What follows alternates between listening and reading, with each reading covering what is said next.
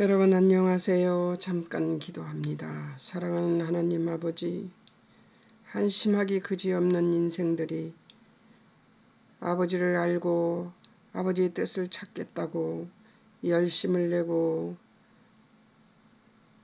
하나님의 말씀을 연구하겠다고 합니다. 그러나 우리들의 믿음이 아버지의 뜻을 따라가기가 너무 힘들고 또 따라가 보면 숨이 턱턱 막히는 것을 느낍니다. 하나님, 우리의 모자람과 우리의 부족함을 아버지는 아시오니 우리들의 눈을 열어 주의 말씀을 뜻을 알게 도우시고 인도하소서. 그것만 인도하시지 말고 그 말씀이 우리의 심령에 와서 박힐 수 있도록 우리의 삶도 변화시켜 주시옵소서. 우리의 삶만 변화시키지 마시고 우리가 만나는 주여 가족, 이웃, 그리고 교회 안에서의 형제들을 모두에게 같은 은혜를 허락하여 주셔서 함께 즐거워할 수 있게 하옵소서. 특별히 하나님, 우리들의 자녀들이 아버지 하나님 같은 은혜를 받으며 살아갈 수 있으면 더욱 좋겠습니다. 만남은 즐거운 대상이 되는 은혜를 누리게 하는 자녀들이 되게 도우시고 인도해 주실 하나님을 찬양하며 오늘도 이 시간 함께 해 주실 아버지를 믿고 의지하옵고 예수님의 이름으로 기도합니다. 아멘. 오늘은 그리스도와 성경에 대해서 잠깐 얘기할 겁니다. 책에 나오는데 제가 페이지를 왜 써놨냐면 어디서 이 얘기가 나왔는가 하는 것에 대해서 의문스러워할까 봐서 책을 안 보시는 분들은 책 페이지에 있어서 이 말씀을 보여드리려고 그래서 페이지를 써놨습니다. 사실은 페이지에 다 책 속에 다 안내를 해서 이걸 만드는 거거든요. 주여, 다음에는 마태복음 합니다. 아마 다음 주가 지나면 다음 주 12과를 끝내면 아마 사장 관찰 작업이 있는데요. 디모데후서는 13과까지 있습니다. 근데 사실은 디모데후서는 이 3장까지가 저기고 4장은 뒤에 인물들이 많이 나와서 앞에 이제 바울이 하는 얘기를 노년에 하는 얘기를 죽음을 앞두고 하는 얘기를 듣는 것만 남았습니다.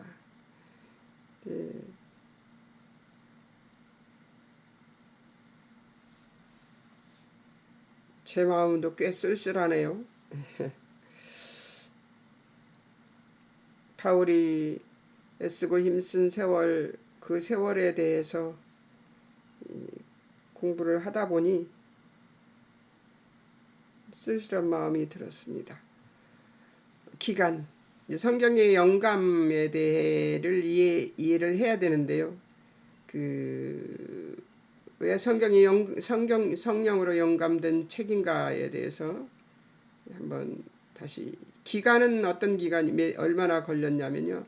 1600년 정도 기간이 걸렸습니다. 여러 부분으로 주어졌죠. 창세기 모세오경은 모세가 쓰고 아마 여호수아가 마무리했을 것이라고 생각이 듭니다. 뒤에 이제 모세가 어떻게 죽은 얘기를 하는 것을 보면요. 이런 식으로 쭉 성경이 쓰여 있습니다. 여호수아서 역시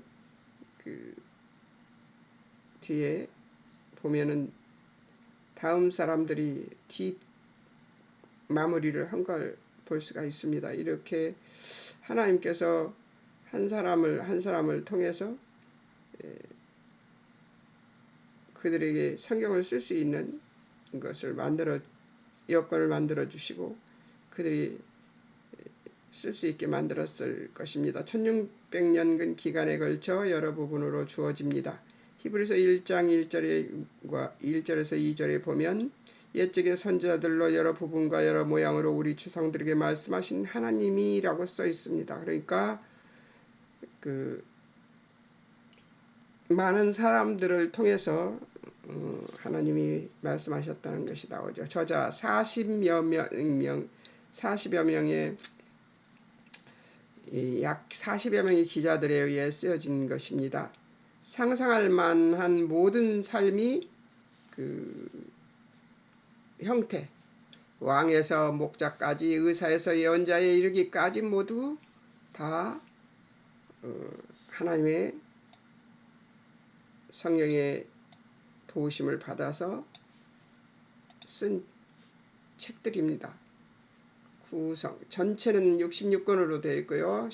구약은 39권 그리고 신약은 27권으로 되어 있습니다. 그 다음 내용은 수집된 책이기는 하나 여러 글을 모은 명작 선집이 아닙니다. 점진적인 계시와 교리가 연합된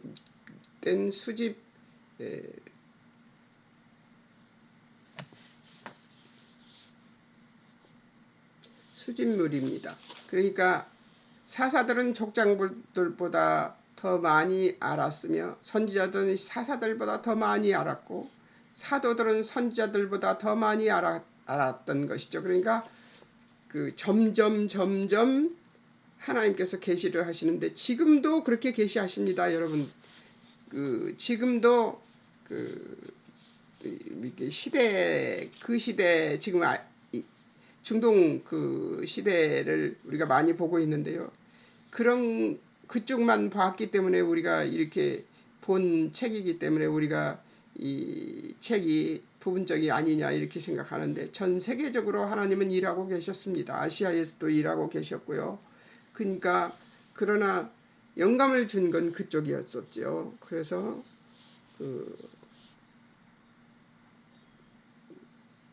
지금도 우리들에게 제가 얘기했잖아요. 여러 번 책을 읽었는데 성경을 읽었는데 읽다 보면 궁금한 게 있어 물음표를 해놓으면 하나님께서 어느 날 어느 때 내게 가장 필요한 때에 보여주시고 알려주셨어요.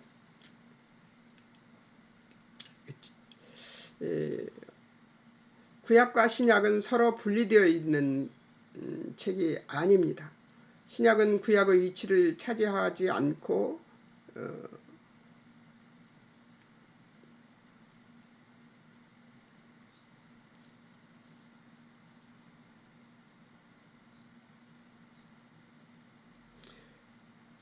그 둘은 전체를 이루는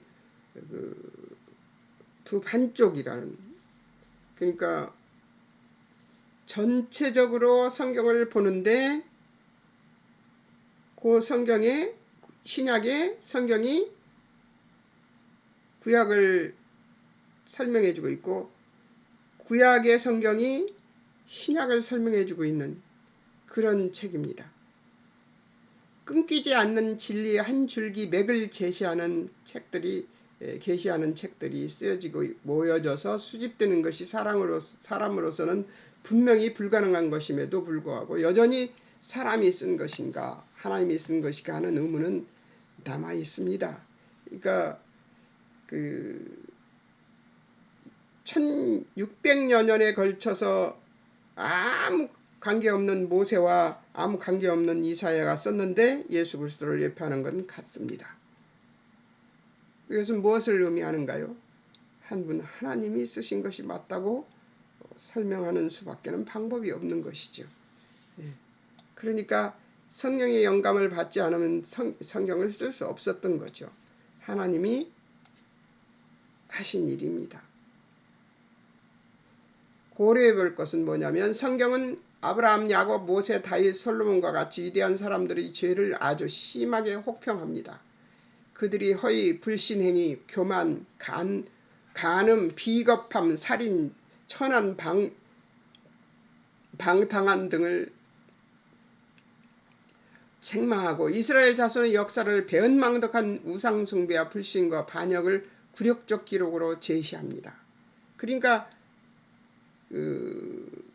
경전이라고 하면은요, 엄숙하고 도덕적이고 그런 것만 적혀 있을 것이라고 생각하는데, 성경은 같은 경전이지만 다릅니다. 죄 지은 거, 악한 짓 한 거, 이런 것들이 다 나와 있습니다.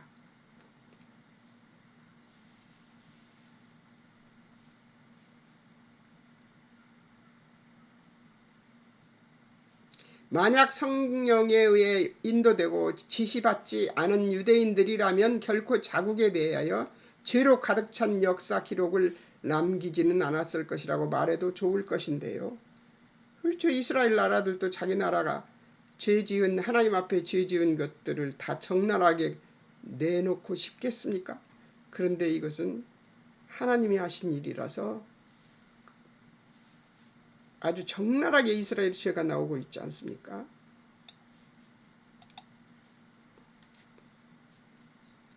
이 성경 영감에 대한 확증은 신구약의 증거에서 찾아볼 수 있겠는데요. 하나님이 하나님의 말씀을 말씀을 기자의 입술에 둠으로 그들이 썼다는 것이죠. 베드로서 1장 20절 21절에서는 21절 예언은 언제든지 사람의 뜻으로 낸 것이 아니요 오직 성령의 감동하심을 입은 사람들이 하나님께 받아 말한 것이다 라고 나와 있습니다. 출애굽기 4장 10절에서 12절 모세를 통해 내가 내 입과 함께 있어 할 말을 가르치리라 이랬습니다. 그러니까 모세에게 할 말을 가르쳐서 그 성경을 쓰게 만든 것이죠.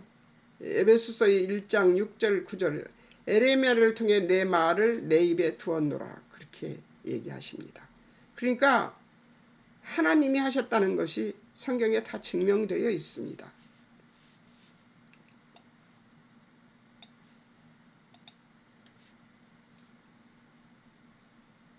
하나님이 직접 또는 말씀하심으로 출애굽기 3장 1절에서 18절 말씀이요.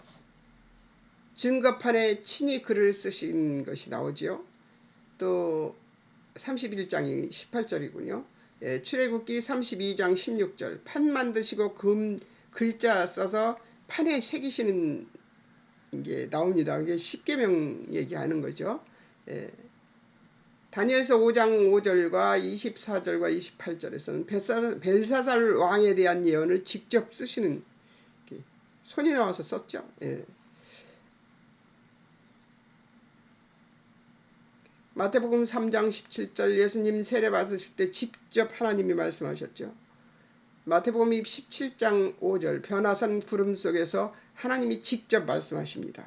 하나님이 말씀하신 것을 받아 쓴 것도 있고요. 하나님이 영감을 주어서 감동을 주어서 쓰게 만든 것도 있는 것이죠.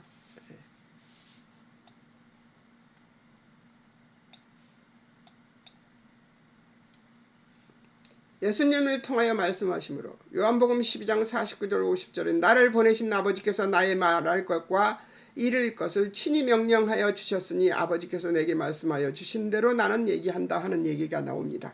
예수님은 하나님이 말씀하라는 대로 말씀하신 거예요. 그러니까 예수님을 통해서 말씀하시므로 예수 그리스도께서 성경의 사건을 인정하신 증거들로 많죠. 정말 많은데요. 조금만 나와 있습니다. 마태복음 19장 4절 4, 5절 마가복음 10장 6절 남녀 창조하셨다는 얘기가 나오죠. 누가복음 11장 29절 32절 요나의 표적을 인정하는 이야기가 나옵니다. 요나서를 인용하셨죠. 마태복음 24장 37절에서 39절 누가복음 17장 26절에서 27절 노아 홍수를 인정하셨습니다. 또 마가복음 3장 19절에 하나님 창조주로 인정했습니다. 창조주를 인정한 건 수도 없이 많습니다. 요한복음에도 많고요. 하나님이 안 쓰셨다면 그게 안 쓰셨다고 하는 게 너무 더 어려워서 정말 오래전 학자들이 성경이 하나님이 쓰신 것이 아니라는 것을 증명하기 위해서 연구하다가 예수님을 믿고 변화된 사람들이 많죠. 그리스도의 성경에 대한 책임 3장 14절 배우고 확신한 일에 고하라. 예, 그 디모데 후서 3장 10절에 보면, 아니 3장 14절에 보면은 나오잖아요. 예. 그러나 너는 배우고 확신한 일에 고하라. 너는 내가 누구에게 배운 것을 알며. 예. 히브리어 말 디바르 말하다 속에 들어있는 것을 의미합니다. 일반 히브리 심리학에서 말은 사람의 인격이 연장된 것으로 간주합니다. 우리도 그렇게 생각하고 있죠. 입술에서 나오는 모든 말은 그 사람의 생각이죠. 그것은 바로 그 사람 자신이 표현된 모습이다.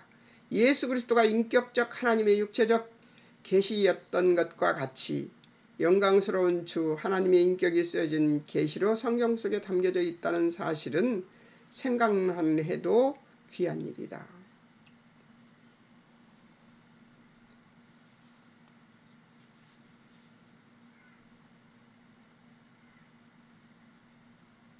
하나님이 여기저기서 드러나는데 성경을 보면 기가 막힌 하나님이시지 않아요? 예수님 대답하시는 거, 말씀하시는 거 보면 정말 알잖아요. 여기서 화면을 바꿔야 됩니다. 좀 바꾸겠습니다.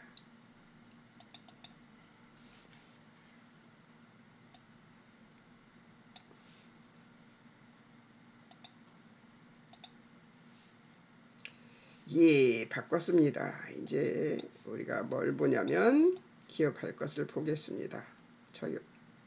적용할 걸 보고요.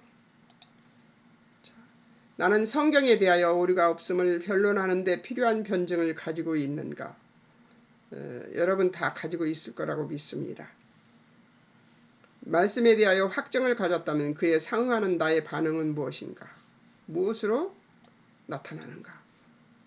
말씀에 대해서 확정을 가졌다면 그에 상응하는 나의 반응은 어떤 것으로 나타나야 되는가?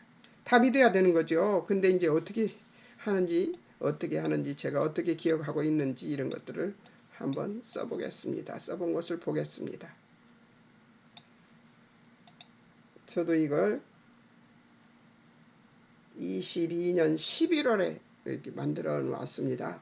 다시 고쳐서 다시 전에 했던 거를 또 다시 고쳐서 또 이 전체를 보고 또 다시 했는데요. 한번 보겠습니다.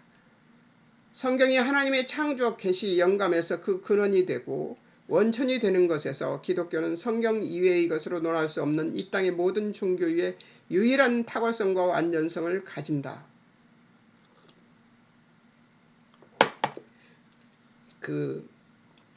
저는 탁월하다는 말을 참 좋아합니다. 왜냐하면 하나님은 다른 어떤 신과 다릅니다. 예. 다른데 그것을 표현할 말이 탁월하다는 말밖에 할 말이 없어서요. 성경은 모든 지식의 근원이 되는 것에서 부족함이 전혀 없으며 사람을 바르게 살도록 돕는데 그 흠을 잡을 수 없는 것에서 또한 탁월하고 완전하다. 제 생각입니다. 제 생각. 그런데 여러분 동의하십니까? 그러면 아멘 하십시오. 예, 저도 아멘입니다. 성경은 모든 지식의 근원이 되는 것에서 부족함이 전혀 없으며 사람을 바르게 살도록 돕는데 그 흠을 잡을 수 없는 것에서 또한 탁월하고 완전하다. 아멘입니다. 그리스도는 성경의 근원이고 이유이며 목적으로서 하나님의 창조 이래로의 역사에서 유일한 주제이며 전 66권에서 동일한 주제로서 통일성이 입증된다. 아멘입니다. 성경은 완벽한 인격으로서의 삼위 하나님에 대하여 말해줌으로써 성경을 읽고 믿고 실천하는 자마다 인격적인 하나님을 만나게 되며 바른 인격으로 성숙해지도록 돕는 메신저다. 어떻습니까? 아멘입니다. 두 번째, 성경은 짜맞춰 놓은 이야기가 아니라 당당히 이 역사 속에서 성취된 역사적 증거로 확정된 성서다. 아멘입니다. 성경은 우리 인격이 듣고 믿으며 확신을 가지고 순종하여 실천하도록 요구하시는 하나님의 뜻과 관점에서 그 효력이 발생한다. 아멘입니다. 우리가 그 말씀을 들으면 아멘하고 실천할 수 있는 그 효력이 발생한다는 거예요. 성경은 예수 그리스도께서 믿고 확신하신 대로 순종하셔서 그 효력을 입증하신 믿을 수 있는 말씀이다. 아멘입니다. 예수님이 그대로 행하셨잖아요. 성경은 험난한 세상에서 살면서 우리로 하여금 온전케 하며 모든 선한 일을 하기에 온전케 하기 위해 기록된 하나님의 말씀이다. 아멘입니다. 여러분도 아멘이십니까? 지금까지 노매는 없으리라고 생각합니다.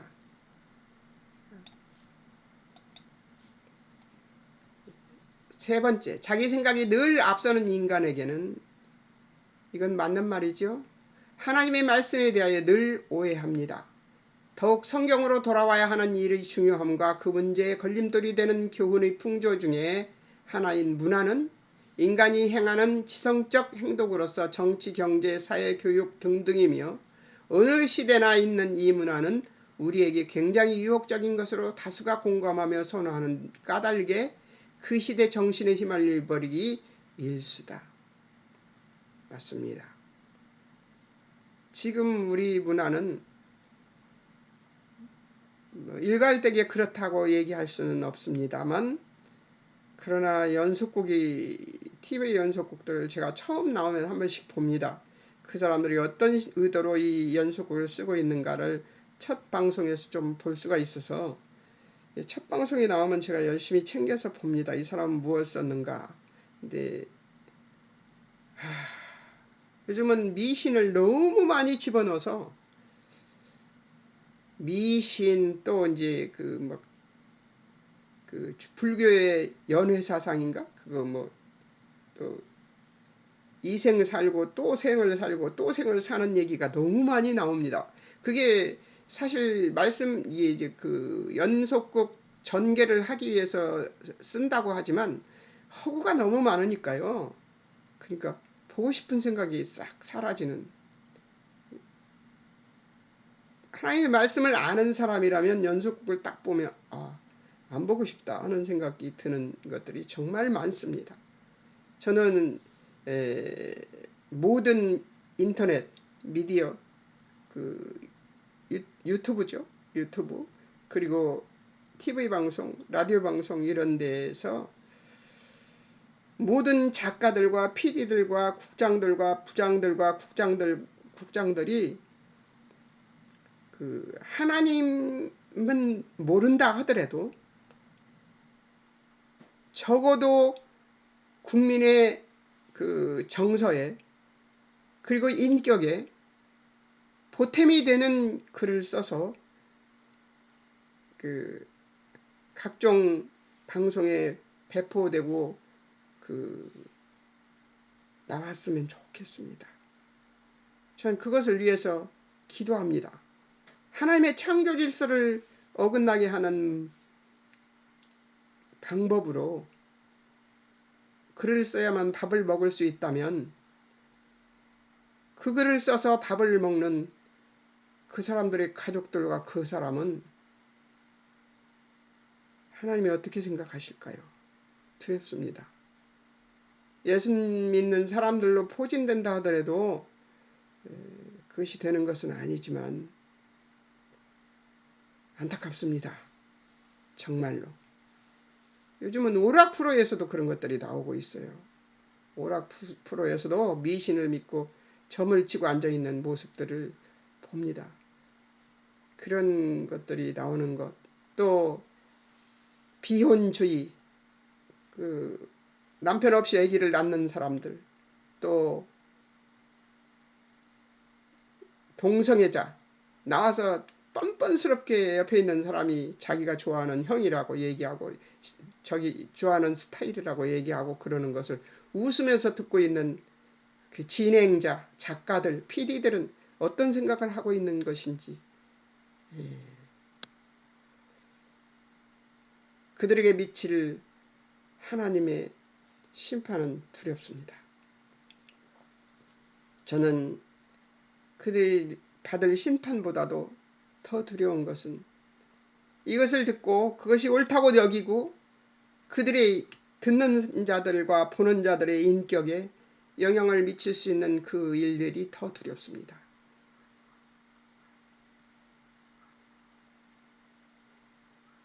이 문화는, 이 세상의 문화는 다 거절하고 살 수는 없습니다. 그 문화 속에서 살아가죠, 우리는. 그래서 우리가 항상 발을 씻어야 되는 것이죠. 이 땅을 발을 디디고 살고 있기 때문에 우리는 항상 회개해야 되는 것입니다. 우리의 눈 본 것들을 회개하고 우리가 들은 것들을 회개하고 우리가 한 것들을 회개하는 일을 해야 합니다. 근데 그런 방송이 나오고 그 작가가 나오면 그런 작가 이름이 쭉 나오잖아요. 끝나면 그런 것을 보면은 과연 하나님은 어떻게 생각하실까? 가슴이 아픕니다. 다시 한번 얘기합니다. 자기 생각이 늘 앞서는 인간에게는 하나님의 말씀에 대하여 늘 오해합니다. 더욱 성경으로 돌아와야 하는 일의 중요함과 그 문제에 걸림돌이 되는 교훈의 풍조 중에 하나인 문화는 인간이 행하는 지성적 행동으로서 정치, 경제, 사회교육 등등이며 어느 시대나 있는 이 문화는 우리에게 굉장히 유혹적인 것으로 다수가 공감하며 선호하는 까닭에 그 시대 정신에 휘말려버리기 일쑤입니다. 기독교 신앙은 성경대로 인류 누구에게나 차별이 없지만 우리가 하나님의 일에 동참하면서 내 것을 내놓을 것이 있다고 생각하는 것은 신앙이 아닙니다. 내 것은 허접쓰레기입니다. 그냥 하나님의 것으로만 해도 됩니다. 내가 생각하는 내 뜻은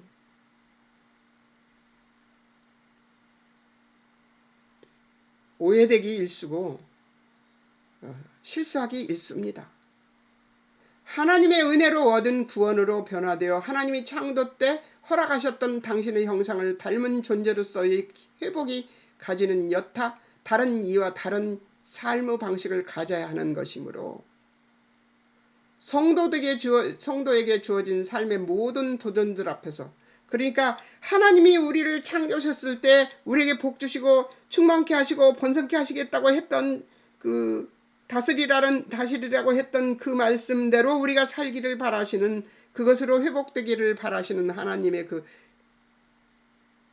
하나님의 형상 닮은 존재로서의 그 회복이 가지는 것을 우리가 회복해야 되는데요.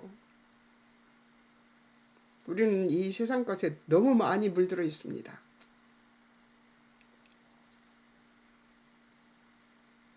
성도에게 주어진 삶의 모든 도전들 앞에서 하나님의 백성으로 사는 신앙생활의 책임이 무엇인가를 옳게 분별할 수 있어야 할 때 말씀이 길이 되는 것입니다. 아멘이십니까? 저도 아멘입니다. 우리가 믿는 복음은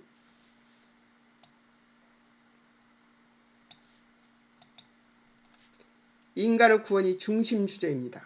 성경 전체는 인간의 구원이 중심 주제입니다. 이것은 하나님과의 관계 문제고 하나님 목적하심과 약속의 문제입니다. 여러분, 이것이 중요합니다. 우리 인간의 구원이 중심 주제입니다. 이것은 하나님과 관계의 문제고 우리가 하나님과의 관계의 문제고 하나님 목적하심과 하나님 약속의 문제입니다. 하나님의 목적은 뭐예요? 우리를 복 주시고, 그 복은 뭐라고 했어요? 그 복 속에는 뭣도 들어있어요? 예배도 들어있습니다. 하나님이 우리에게 받으시는 것은 헌금도 아니고 봉사도 아니고 부제도 아닙니다. 그런 건 부수적인 것입니다. 하나님이 우리에게서 받으시는 것은 예배입니다. 교회는 성도들이 하나님 앞에 바르게 예배드릴 수 있도록 돕는 기관이 바로 교회입니다. 물론 코인원이야 교제도 해야 되고 나누기도 하고 구제도 해야 되고 이런 것들 다 해야 됩니다. 그런데 가장 우선적인 것은 예배가 우선이라는 것입니다. 저는 우리 교회가 그래서 좋습니다. 예배가 최우선으로 되어 있어요. 그리고 예배드리는 성도들의 자세도 정말 좋습니다. 그것을 위해서만 일하세요. 우리 목사님은. 그것이 이제 또 너무 그쪽으로만 치우쳐져 계셔서 다른 것에 신경을 덜 쓰시니까 성도들의 불만이 터져 나올 수도 있겠지요. 그러나 가장 중요한 것은 그것이라고 저는 생각합니다. 예배라고. 예배를 바르게 드리지 않는 교회는, 예배 시간에 목사님이 딴소리 하는 그런 교회는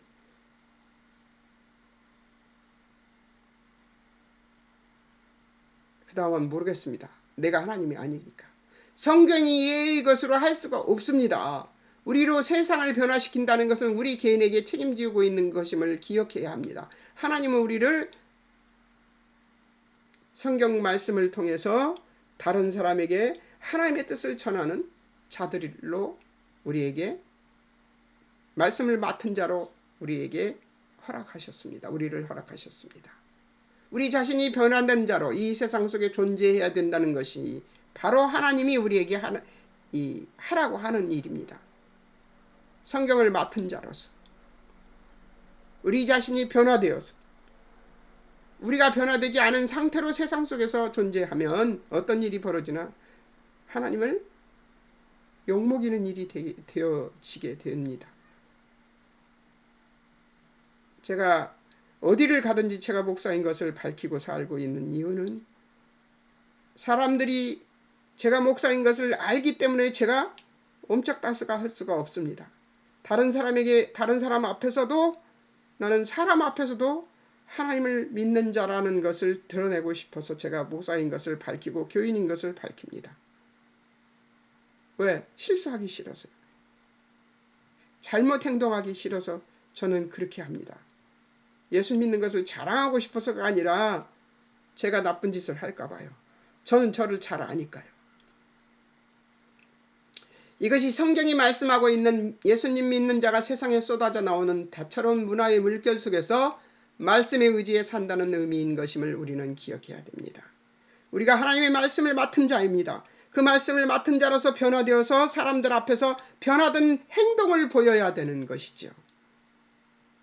그리고 예배를 드리는 자세가 하나님 보시는 것에도 바른 자세여야 하고, 반바지에 배꼽티에 입고 나와서 앉아서 하나님 앞에 예배 드리는 것 한번 생각해 봐야 된다고 저는 생각합니다.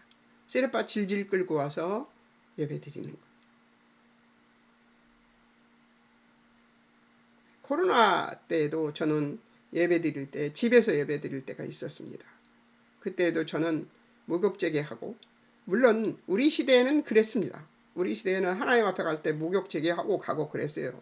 근데 그 목욕제계하고 제일 좋은 옷으로 입고 집에서도 헌금 봉투 다 만들어서 딱 앞에 놓고 그리고 예배 드렸습니다. 그리고 그 헌금을 모아서 하나님의 일에 썼습니다. 이웃을 돕는다든가 이런 일들을 했습니다. 아니면 교회로 보내든가, 제가 알고 있는 교회로 보내든가 이런 식으로 일을 했습니다. 혼자서 예배 드리고 그렇게 했을 때도 그렇게 했습니다. 그게 예배를 드리는 정신이 아닐까요? 우리가 그렇게 하는 것을 어떤 사람 앞에서든지 또 하나님 앞에서든지, 하나님과 사람 앞에서 하나님의 백성으로서의 자세가 아닐까요? 저는 그렇게 생각합니다. 누가 보든지 안 보든지 나는 하나님의 백성이기 때문입니다. 성경은 기독교의 토대이고 근원이고 원천입니다. 모든 시대에서 기독교를 모든 종교와 동일시하려는 시도는 이어져 왔습니다. 다원주의죠.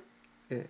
그것은 경험이 신학과 신앙의 공통된 토대라고 봄으로써 성경의 권위를 훼손하는 것은 물론이고 성경보다 종교적 체험이라는 것으로 하나를 묶어서 모든 가치와 판단을 각 개인이 최고의 책임과 권위를 가지려는 인본주의를 따르는 실존주의에 의존하려는 것이 바로 다원주의입니다.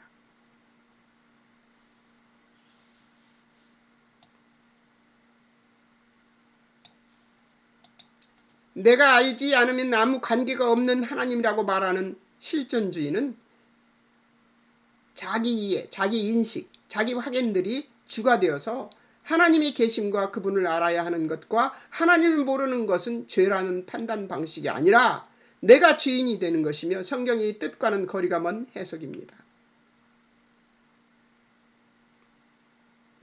저는 다원주의는 성경을 바르게 해석하지 못한 자들의 행동이라고 봅니다.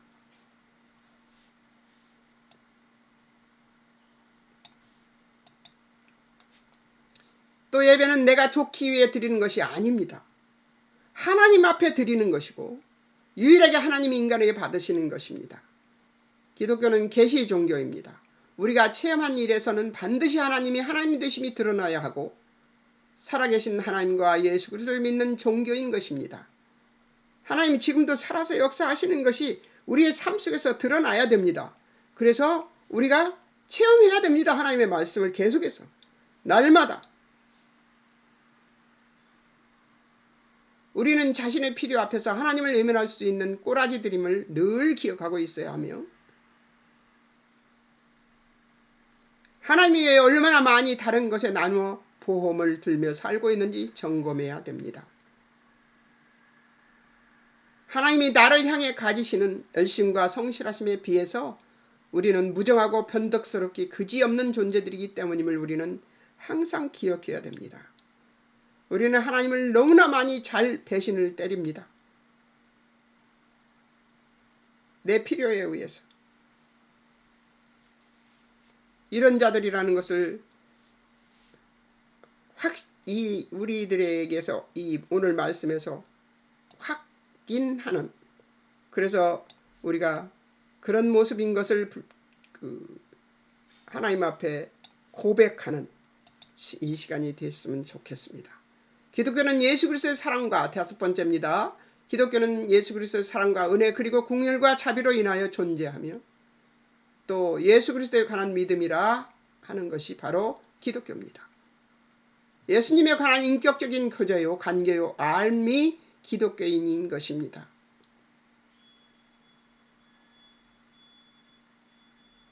다시 말합니다. 기독교는 예수 그리스도의 사랑과 은혜 그리고 긍휼과 자비로 인하여 존재하는 것입니다. 또 예수 그리스도에 관한 믿음이라고 하는 것이 바로 기독교입니다. 예수에 관한 인격적인 교제요, 관계요, 알미 기독교인 것입니다. 뭐예요? 예수님에 관한 인격적인 교제, 관계, 알미 기독교인 것입니다. 이 알은 예수 그리스도에 관한 지식이 아니라 예수 그리스도와 나와의 관계인 것입니다. 머릿속으로 아는 것을 얘기하는 게 아니에요. 가슴으로 뜨겁게 감동하는 그것으로 얘기하는 것이 아니에요. 우리가 손과 발이 움직여서 하나님의 말씀을 실천하는 데에 하나님이 우리와 교제가 이루어지는 것이죠. 우리가 하나님이 바라시는 인생으로 변화되는 것, 인격으로 변화되는 것, 예수 그리스도의 인격으로 변화되는 그것을 우리에게 요구하시는데 그 일을 실천하는 그것이 예수님과의 나와의 관계입니다. 이것이 성경이 가르치며 증언하는 것입니다. 이 관계는 인격과 인격 간의 관계이고 그 긴밀함은 부부같이 둘로 갈라놓을 수 없는, 예수님과 우리를 갈라놓을 수 없는 존재가 되어야 합니다. 누가 누구인지 모르는 연합 관계를 말하는 것입니다. 내가 예수인지 예수님이 나인지 모르는, 이것이 성경이 가르치며 증언하는 것입니다. 그러면 성경만으로 신앙의 근거와 내용 그리고 원리와 방법으로 삼는 것입니다. 뭐라고요? 그러므로 뭐래요? 그러므로 뭐라고 말합니다. 성경만으로 신앙의 근거와 내용 그리고 원리와 방법으로 삼는 것입니다. 그렇게 해서 성도는 그리스도를 알고 구원을 경험하고 고백하며 기꺼이 목숨을 걸고 예수님이 주신 약속과 그 약속된 소망을 인하여 십자가를 지고 목숨을 걸며 오직 그리스도께만 순종하고 세상과 타협하지 않는 길을 걷게 되는 것이 바로 그리스도인의 삶입니다.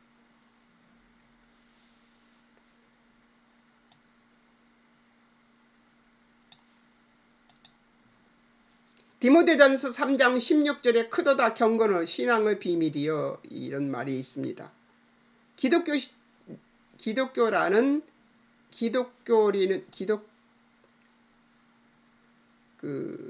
기독교리의 비밀이라고 할 수 있습니다. 이 경건의 비밀은 이성과 합리주의를 훨씬 넘는 것으로 그 이성으로 담을 수 없는 내용을 말하고 있는 것입니다. 우리 인간이 생각하는 것으로 담을 수 없는 것입니다. 이 경건의 비밀은 체험한 사람들만 알 수가 있습니다. 내가 예수님인지 예수님이 나인지 모를 만큼 내가 하나님의 뜻을 실천했을 때 얻어지는 체험, 그것을 얘기하는 것입니다.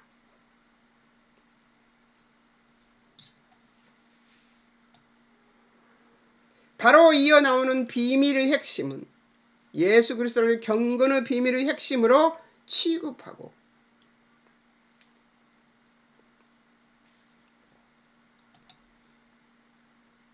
있는 것이 확인됩니다. 그것은 구원의 복음을 누리는 자격이 예수 그리스도로 인하여 허락되었음을 인하여 예수 그리스도의 복음을 믿고 복받을 조건이 없는 자에게도 그 복과 구원이 허락되었다는 이 개념이 인간이 생각하여 이해하는 것으로는 해결할 수 없는 것이죠. 역설이 많습니다.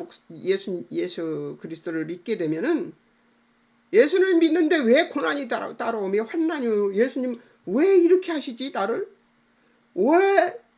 정말 그렇습니다. 오랜 시간 제가 우리 자녀들을 위해서 기도를 했습니다.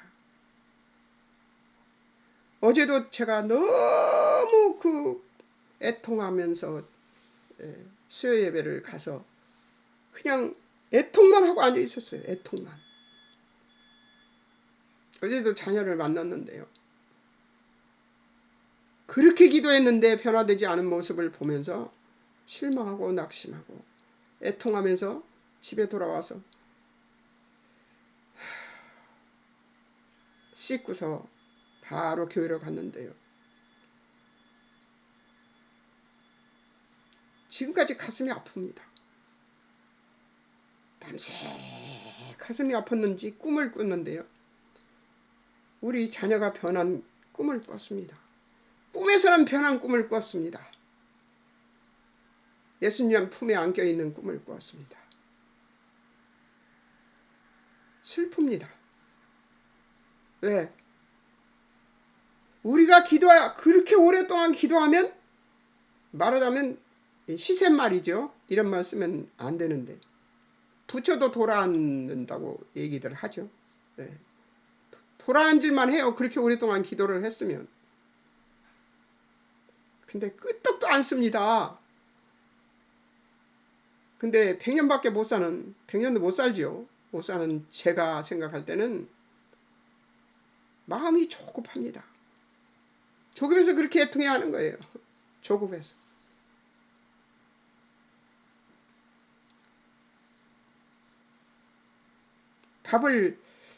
오늘 아침 밥을 못 먹을 것 같은 위통이 있습니다. 지금 계속해서 위통이 있어갖고 고생을 하는데요. 근데 어제는 먹은 게 별로 없어서 위통을 일으킬 만한 게 없는데도 오늘 아침 여기가 아파서 밥 안 먹고 싶습니다.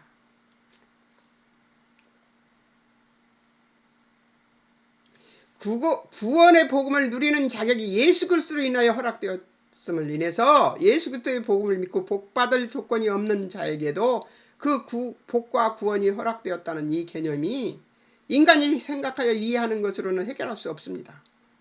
예, 다른 그다지 기도도 하지 않고 그냥 대충 사는 사람들 자녀들은 그러지 않는 것 같은 생각이 듭니다만 그러지 않습니다. 하나님은 확고부동하게 정확하신 분이라서. 근데 그렇게 보이는 그 욕심, 제 속에 있는 욕심, 그것이 발동하면 슬픕니다. 기독교와 성경만이 갖는 독특성이고 이것이 아이러니한 반전이 있는 이 역설이 있는 기독교는요. 잘 믿는데 고통받고 잘 믿는데 환난받고 잘 믿는데 아프고 막 이래요. 그런데 왜 그 너네 하나님은 네 병 하나도 못 고치냐고 못 켜주냐고 비아냥거리는 사람들도 있습니다.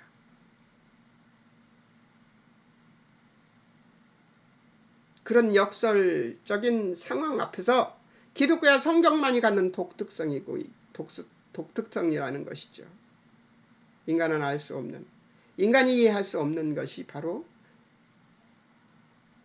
성경 안에는 있습니다. 탁월한 이유임을 우리는 반드시 기억하여 성경에 대한 자긍심과 긍지를 가져도 될 것이라는 것임을 우리는 반드시 기억해야 합니다.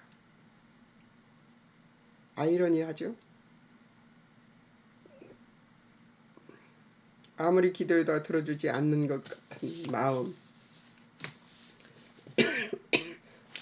그것이 어제까지 오늘 아침까지 제가 이 성경을 체험하고 여러분들에게 증거를 해야 되는 이 자리에 제가 있게 하기 위해서 하나님께서 체험하게 하신 것입니다. 성경은 역설적인 책입니다. 역설이 정말 많이 나와요. 잘 믿는 아벨이 죽고 가인이 살아서 지가 하고 싶은 거 다 하고 사는 세상을 봅니다. 왜입니까? 성경은 이렇게 역설적입니다. 예수를 잘 믿으면 편안한 이 세상을 살아가는 것이 아니라 고난과 고통 속에서 사는 자들도 있습니다. 왜요? 하나님이 예수 그리스도의 인격을 닮은 자가 되는 자가 되려면 이 훈련을 받아야 합니다. 예수 그리스도의 인격을 닮아가는 여러분 되시기를 주의 이름으로 축원합니다. 아멘이십니까? 저도 아멘입니다. 잠깐 기도하겠습니다. 사랑하는 하나님 아버지 은혜를 감사합니다. 주님이 우리에게 우리의 인격을 예수 그리스도를 닮게 하시기 위하여 주시는 연단, 이 연단을 우리가 이겨낼 수 있도록 우리가 주여 아버지 하나님이 연단을 기꺼이 받을 수 있도록 즐거이 받을 수 있도록 주님 축복해 주실 아버지를 찬양하며 주님 우리의 심령을 지켜주시옵소서. 주의 말씀으로 우리의 심령을 지켜주시옵소서. 예수님의 이름으로 기도하옵나이다. 아멘. 여러분 승리하시고요. 다음 월요일 날은요. 디모데후서 12과입니다. 디모데후서는 13과까지 있는데요. 12과입니다. 4장 관찰이고요. 13과는 4장 인물 연구가 있습니다. 그러니까 4장 관찰 해오시면 너무 좋겠습니다. 색칠하고 주제별 목록 하시면 좋지요. 안녕히 계세요.